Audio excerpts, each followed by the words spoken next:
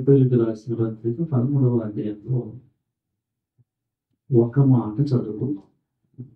ఏ సంఖ్య 209 మొదటి వచనంలో ఉన్న ఒక మాట.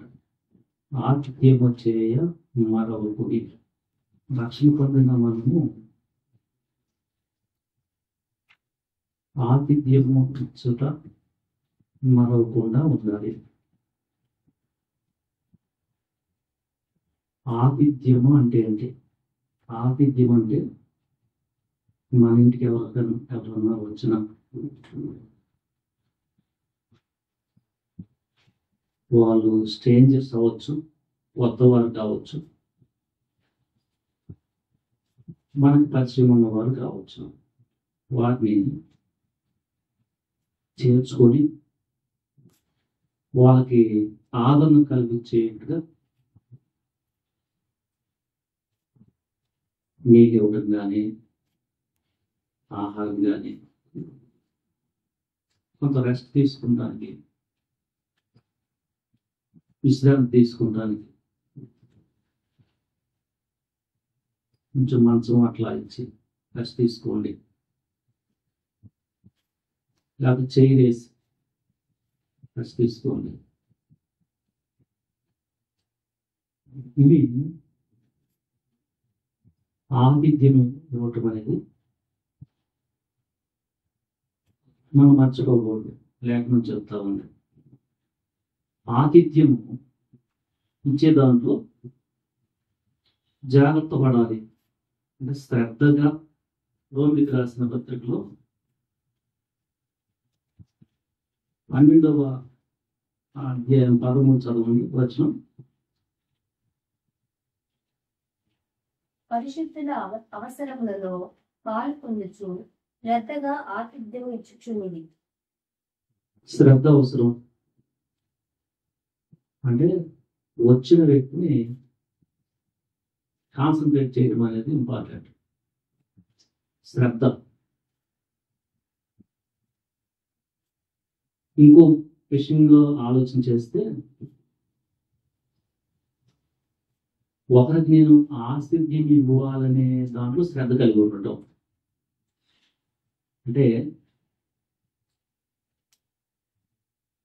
ఒక దాని గురించి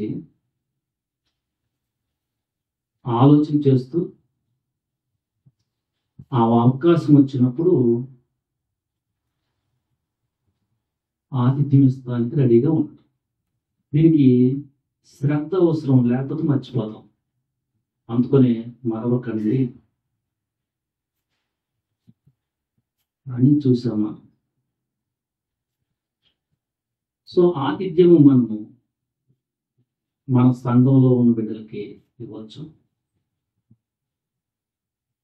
లేఖనం చెప్తా ఉంది. పేతురు రాసిన మొదటి పత్రికలో 4వ అధ్యాయం 9 చదవండి వచనం. కనుక కొనకుండా ఒకరికి ఒకడు ఆతిథ్యం చేయుడు. ఇక్కడికి పేతురు రాసింది భావం ఏంటంటే సంఘంలో ఉన్న వారికి. ఇందాక 13వ అధ్యాయం హెబ్రీయులకు రాసిన పత్రికలో అక్కడ ఇంగ్లీష్లో ట్రాన్స్లేషన్ చూస్తే కొత్త వారికి, స్ట్రేంజర్స్. ఆ కొత్త వారు ఎవరైనా అవ్వచ్చు. అంటే వేరే సంఘం నుంచి ఫస్ట్ టైం మన ఇంటికి వచ్చే వాళ్ళు అవ్వచ్చు. రెగ్యులర్గా మనం కలిసే సంఘంలో బిడ్డలైనా అవ్వచ్చు. ఎవరికైనా కానీ ఆతిథ్యం ఇచ్చే దాంట్లో జాగ్రత్త అనేది అవసరము. ఆతిథ్యం ఇచ్చే దాంట్లో జాగ్రత్త పడే దాంట్లో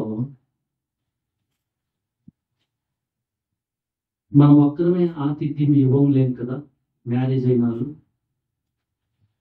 అంటే ఫ్యామిలీ ఉంటుంది. అందుకొని ఆ కుటుంబంలో చాలా నెమ్మది అవసరం. నెమ్మది లేదనుకో, మనం అందరం ఒకే మనసుతో కలిసి ఆతిథ్యం ఇవ్వలేం. ఎందుకంటే కొన్నిసార్లు పని ఎక్కువైపోతుందనో. సో అందుకొని కుటుంబంలో ఉండే సభ్యుల మధ్య నెమ్మది చాలా అవసరం. లేకపోతే మనం వాళ్ళు వస్తానంటున్నా వద్దులే బ్రదరు అనిపిస్తుంది. ఇక్కడ ఏం జరిగింది అంటే శ్రద్ధలో ఒక భాగం ఏంటంటే కుటుంబ ప్రజల మధ్య మనము ఉన్నవారి మధ్య మనము నెమ్మది కాపాడుకుంటేనే ఒకరిని పిలిచి ఆతిథ్యం ఇవ్వగలం.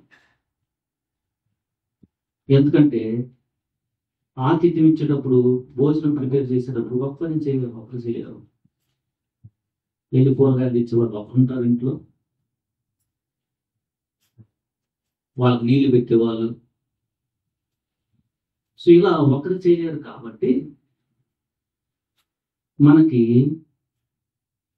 ఒకరికి ఒక పని అప్పచెప్పుకొని అప్రీనియన్స్ ఉండాలి. సమాధానం ఉంటేనే నెమ్మది ఉంటేనే వస్తుంది. సో అందుకని మనం ఎవరికన్నా ఆతిథ్యం ఇవ్వాలంటే మన ఇల్లు సమాధానంగా ఉండి ఇల్లు అయి ఉండాలి. అప్పుడు ఎక్కువ మందికి ఎక్కువ సార్లు మనము ఆతిథ్యం ఇచ్చేట్టుగా ఉంటాం. ఆదికాండము 18వ అధ్యాయంలో అబ్రహాము దగ్గర దేవదూతలు వచ్చినప్పుడు 6వ వచనం చదవండి. అబ్రహాము గుడారంలో ఉన్న శారా యుద్ధకు త్వరగా వెళ్ళి, నీవు త్వరపడి 3 మానికల మెత్తని పిండి తెచ్చి పిసికి రొట్టెలు చేయమని చెప్పాను. తర్వాత అబ్రహాము పశువుల మందకు పరుగెత్తి ఒక మంచి లేత దూడను తెచ్చి ఒక పనివానికి అప్పగించెను. వాడు దాన్ని త్వరగా సిద్ధపరచెను. ఇక్కడ ఏం జరుగుతుంది? డిఫరెంట్ పీపుల్ వాళ్ళకి ఆతిథ్యం ఇవ్వాలంటే వారికి ఒక పని చెప్పేస్తాడు. ఎప్పుడు చెప్పగలడు? నెమ్మది ఉంటారు. నెమ్మది లేకపోతే చేయలేడు. పని వాళ్ళకి ఒక పని చెప్తున్నాడు. తన ఇంట్లో పనిచేసే వాళ్ళతో కూడా చాలా రైట్ రిలేషన్ ఉంది. మనం ఆతిథ్యం ఇవ్వాలనంటే ఇది చాలా ఇంపార్టెంట్. కొందరు తెలియకుండానే దేవదూతలకి ఆతిథ్యం ఇచ్చారనే మాట అబ్రహాం విషయంలో నిజమవుతుంది. మనం చదివిన హెబ్రీయులకు రాసిన 13 ఇందాక మొదటి వచనంలో ఆతిథ్యం ఇవ్వటం మరొకటి. కొంతమంది తెలియకుండానే దేవదూతలకు ఆతిథ్యం ఇచ్చారని ఇది 5 ఎగ్జాంపుల్ ఒకటి. సో మనం ఆతిథ్యం ఇచ్చేటప్పుడు మీరు ఇందాక చదివారు పేతురు రాసిన పత్రిక 4:9 సనుగు కొనకుండా ఒకరికి ఒకరు ఆతిథ్యం ఇవ్వండి. ఈ సనుగుడు ఎవరితో అయి ఉండొచ్చు? ఒకటి ఇంట్లో వాళ్ళతో అయి ఉండొచ్చు, నెమ్మది లేకపోతే. తర్వాత ఎవరికి అయిపోవచ్చు? అరే ఈయన వచ్చాడు, వచ్చిన ఆయనతో అవ్వచ్చు. సో మనం ఆతిథ్యం ఇచ్చే దాంట్లో సనుగుకోకుండా ఆతిథ్యం ఇవ్వాలని లేఖనం చెప్తా ఉన్నాను. అపోస్తల కార్యముల్లో 28వ అధ్యాయంలో పౌలు మిగతా కొంతమంది పౌలుని బందీగా తీసుకెళ్తూ ఉన్న ఆ యొక్క సందర్భంలో మిలీతే అనే ద్వీపానికి వచ్చినప్పుడు పొప్లి అనే ఆయన స్నేహభావముతో ఆతిథ్యం ఇచ్చారని రాయబడింది. తీర్చి చదవండి అవ్వచ్చు. అపోస్తలుల కార్యములు 28వ అధ్యాయము. పొప్లి అను ఒకడు ఆ ద్వీపంలో ముఖ్యుడు.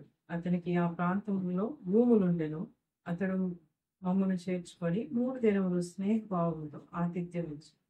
ఇది వీళ్ళు టోటల్ గా స్ట్రేంజర్స్. ఆ పొప్లి అనే ఆయనకి పౌలు తెలియదు, పౌలుతో ఉన్న వాళ్ళు తెలియదు. సడన్ గా వాళ్ళ పడవ గాలికి అట్లా కొట్టుకుంటుంది ఆ యొక్క ద్వీపంలో ఉంది. అక్కడ ఆ మనిషి గురించి రాయబడింది. 3 రోజులు స్నేహభావంతో ఇచ్చాడు అనమాట. అంటే ఎవరికి ఇచ్చినట్లు ఇది? స్ట్రేంజర్స్, వద్దవారు. సో మనం రక్షించబడిన మనము ఒక ముఖ్యమైన అంశం, మరీ ముఖ్యంగా సంఘంలో ఉన్న బిడ్డలకి ఆతిథ్యం ఇవ్వటం అనేది మనకి చాలా ఫలాన్ని ఇస్తుంది. మత్తయి సువార్త 5వ అధ్యాయము 40 నుండి 42 వచనాలు చదవండి. మత్తయి సువార్త. మిమ్మల్ని చేర్చుకొనివాడు నన్ను చేర్చుకొనును, నన్ను చేర్చుకొనివాడు నన్ను పంపిన వాడిని చేర్చుకొనును. ప్రవక్త అని ప్రవక్తను చేర్చుకొనివాడు ప్రవక్త ఫలము పొందును. నీతిమంతుడని నీతిమంతుని చేర్చుకొనివాడు నీతిమంతుని ఫలము పొందును. మరియు శిష్యుడని ఎవడు ఈ చిన్నవారిలో ఒకనికి గిన్నెడు చన్నీళ్లు మాత్రము త్రాగనిచ్చును, వాడు తన ఫలము పోగొట్టుకొనడని నిశ్చయముగా మీతో చెప్పుచున్నాను. ఇది ప్రభు చెప్పిన సత్యం. ఇది సో ఇప్పుడు ప్రభు ప్రత్యక్షముగా ఈ భూమి మీద లేరు కాబట్టి ప్రభు ఏం చెప్తున్నారు? ప్రవక్త అని సంఘంలో ఉన్న బిడ్డను చేర్చుకుంటే ప్రవక్త ఫలము. నీతిమంతుడు, రక్షించబడిన ప్రతి బిడ్డ నీతిమంతుడే. యేసుక్రీస్తు వారి రక్తము నీతిమంతుని ఫలము. శిష్యుడు అని చేర్చుకుంటే శిష్యుని ఫలము. అక్కడ సన్నీడు గిన్నెలో సన్నీడు ఇచ్చినా కూడా ఫలం పోగొట్టుకోనని ఉంటారు. సో మనం ఈ సత్యాన్ని జాగ్రత్తగా గమనిస్తే దేవుని బిడ్డలకి పరిచయం చేస్తే, ఆతిథ్యం ఇస్తే దేవునికే ఇచ్చినట్లు, యేసుప్రభు వారికి ఇచ్చినట్లు. యేసుప్రభు వారికి ఇస్తే మన తండ్రి అయిన దేవునికి, ఆయన తండ్రికి ఇచ్చినట్లు అని చెప్పారు. సో ఈ సత్యం మనకి గమనించినట్లయితే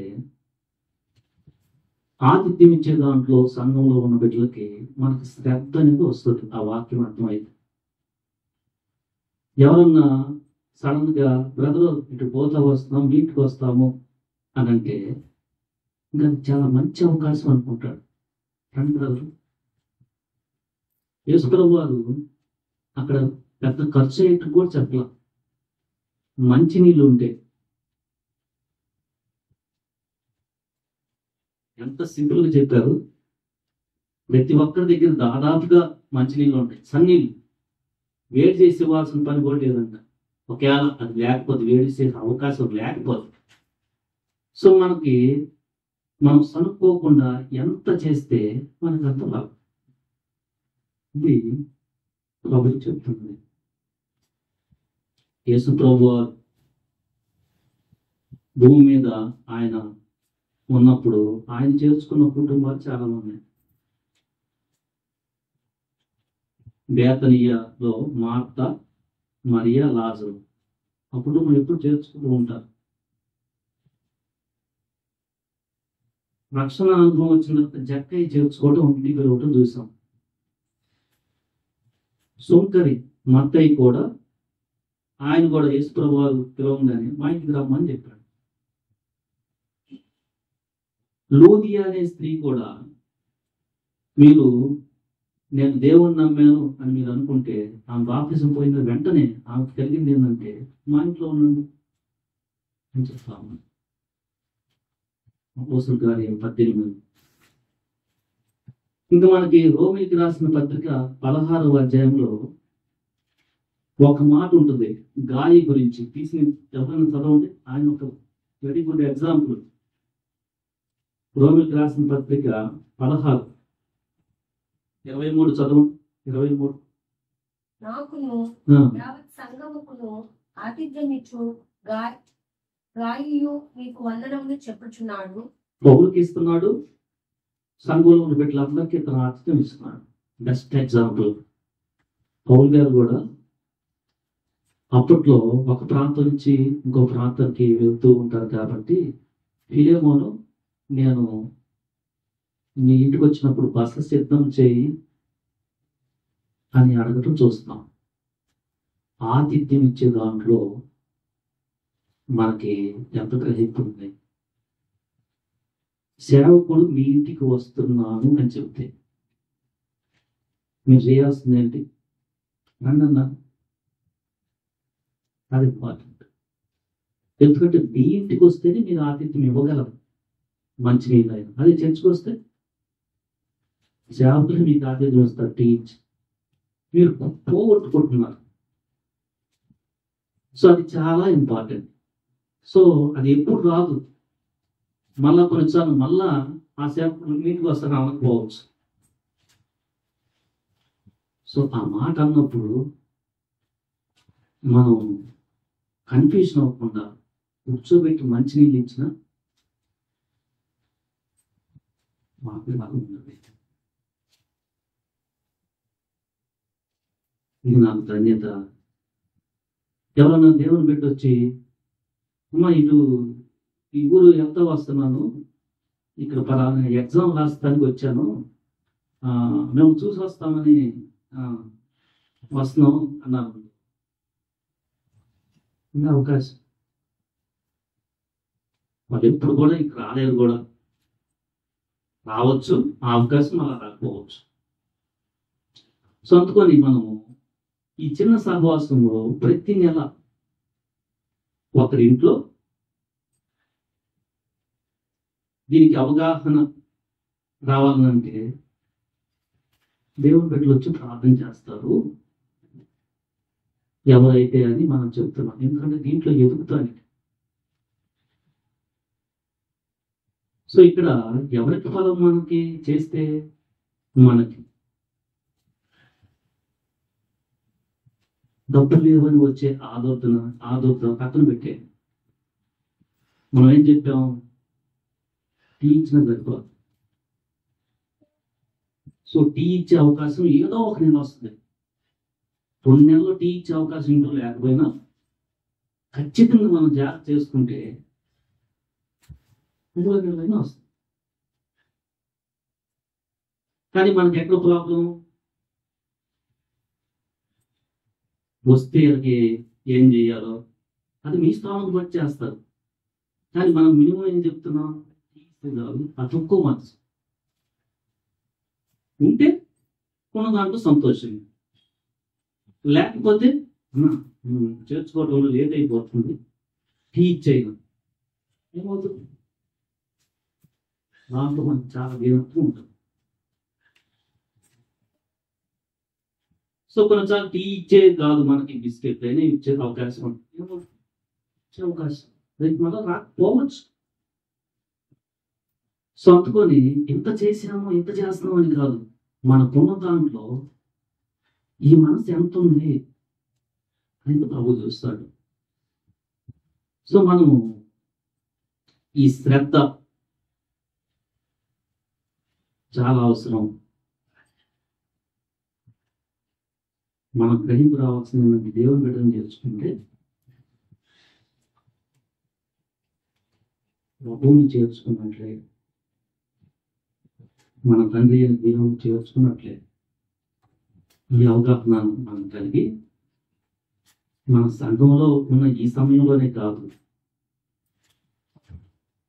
నెలకి అనే కాదు, తెలిసిన వారిని ఎప్పుడన్నా వచ్చి టీ తాగెళ్తురు వాటికి రండి అని పిలిస్తే మనం సహోదరుల యొక్క ప్రేమలో దాంట్లో ఎదుగుతూ ఉంటాం, ఆ సహవాసంలో ఎదుగుతూ ఉంటాం. మనకే బాగా. సో రక్షించబడిన తర్వాత మనకి యాటిట్యూడ్ ఎంత బట్టి డెవలప్ అవుతుంది. మనం కొంచెం కొంచెం ఎదగాల. ముఖ్యంగా మనం ఏక మనసు కలిగి ఉండాలి కుటుంబంలో. ఎందుకంటే అందరూ మనం అన్ని చేయగలం.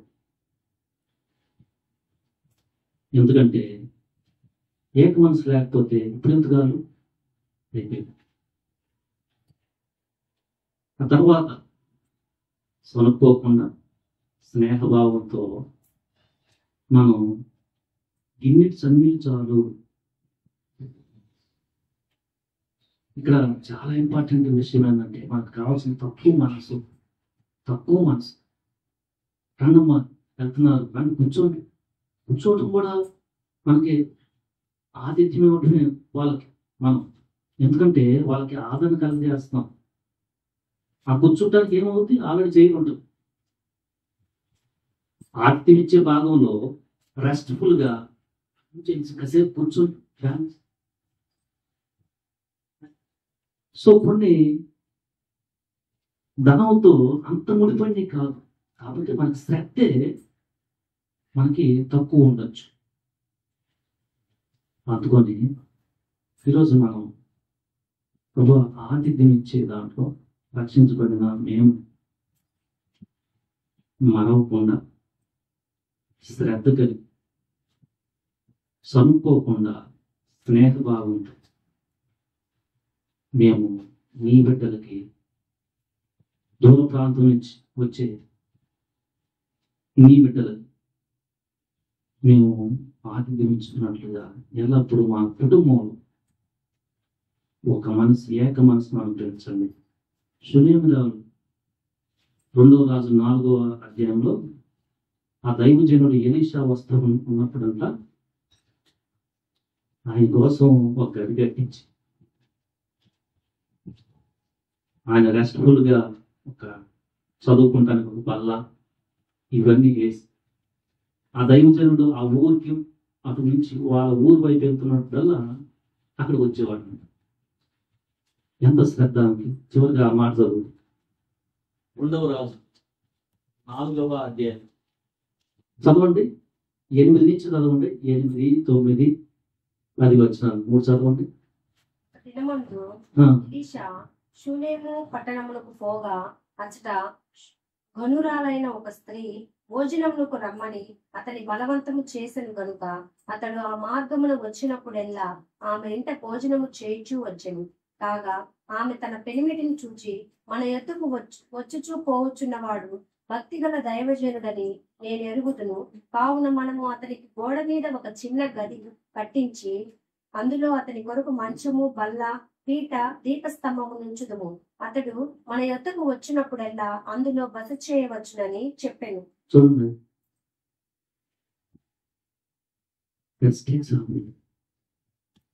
యేసుప్రభు వారిని మార్త వాళ్ళు లాజరు చనిపోయి తిరిగి లేచిన తర్వాత భోజనాన్ని పిలవటం, అక్కడ మరియా అత్తరు, చాలా విలువ కలిగిన అత్తరుతో ప్రభువుని అక్కడ తలకి అంటటం చూస్తున్నాం. వాళ్ళు చాలా ఆతిథ్యం ఇచ్చే దాంట్లో మనకు చాలా ఎగ్జాంపుల్ ఉన్నారు. చాలా ఎగ్జాంపుల్. పాపాత్మురాలైన స్త్రీ లూకా సువార్త 7లో పిలిచిన ఆయన సీమోను, ఆయన నీళ్ళు ఇవ్వాల. మనం అక్కడ ఆమె కన్నీటితో యేసుప్రభు చెప్తా ఉన్నారు, నేను వచ్చినప్పుడు నువ్వు నీళ్ళు ఇవ్వలేదని. ఆమె కన్నీటితో ప్రభు పాదాలు కడిగినట్లు చూస్తున్నాను. నువ్వు నా తల అంటలేదంటే ఆమె నా తలకి. చదవండి లూకా సువార్త 7:38. వెనుక తట్టు ఆయన పాదముల యొద్ద నిలవబడి ఏడ్చుచు కన్నీళ్లతో ఆయన పాదములను తడిపి తన తల వెంట్రుకలతో తుడిచి ఆయన పాదములకు ముద్దు పెట్టుకొని ఆ అత్తరు వాటికి పూసెను. ఆయనను పిలిచిన పరిసయ్యుడు అది చూచి బట్టి మనకి డైరెక్ట్ గా ఆయనతో చెప్పిన మాట చదివి సరిపోతుంది. 44లో ఆ స్త్రీ వైపు తిరిగి సీమోనుతో ఇట్లా, ఈ స్త్రీని చూస్తున్నావే, నేను నీ ఇంట్లోనికి రాగా నీవు నా పాదములకు నీళ్ళు ఇయ్యలేదు. పిలిచిన ఆయన 44 నుంచి చదివింది కంటిన్యూ చేయండి. ఆ స్త్రీ వైపు తిరిగి సీమోనుతో ఇట్లా, నేను ఈ స్త్రీని చూచుచున్నావే, నేను నీ ఇంటిలోనికి రాగా నీవు నా పాదములకు నీళ్ళియ్యలేదు గాని ఈమె తన కన్నీళ్లతో నా పాదములను తడిపి తన తల వెంట్రుకలతో తుడిచెను. నీవు నన్ను ముద్దు పెట్టుకొనలేదు గాని నేను లోపలికి వచ్చినప్పటి నుండి ఈమె నా పాదములు ముద్దు పెట్టుకొంత మానలేదు. నీవు నూనెతో నా తల అంటలేదు గాని ఈమె నా పాదములకు అత్తరు పూసెను. ఆమె విస్తారముగా ప్రేమించును గనుక ఆమె యొక్క విస్తార పాపములు క్షమించబడదని. ఆమె ఎంత మర్యాద చేసింది. పిలిచిన ఆయన చేయగా సో అక్కడ ఎలా చేయగలిగిందంటే లో హార్ట్ ఆమెకి. ఎందుకంటే ఆమె నేను పాపాత్మురాలను, ప్రభువు నన్ను రక్షించాడు, గొప్ప సంతోషాన్ని ఇచ్చాడు, నా జీవితంలో చెప్పేది కదా ఆ సంతోషం అని ఆ లో హార్ట్ ఉన్నది. లో హార్ట్ ఉన్న దాన్ని బట్టి చూసే వాళ్ళు ఏమనుకుంటారు, అది కూడా లేదు, ప్రభుకి చాలా మర్యాద ఆతిథ్యించున్నాను. సో మన జీవితంలో ఆతిథ్యించే దాంట్లో మనం మరవకుండా మనం అందులో ఎదుగునట్లు, అసలు ఇప్పుడు దాకా ఆలోచన లేకపోతే ఇప్పుడన్నా కొంచెం కొంచెం ఎదుగునట్లు, ఇంకా చేస్తుంటే శ్రద్ధ చాలా అవసరం. భవిష్యత్తులో ఇంకా చేస్తాను, మనకిచ్చిన దాన్ని బట్టి సంతోషం, మనకున్న దాంట్లో సంతోషం సనుకోకుండా మనం ఆతిథ్యం ఇవ్వడానికి దేవుని మనల్ని బలపరచును గాక. ఆమేన్.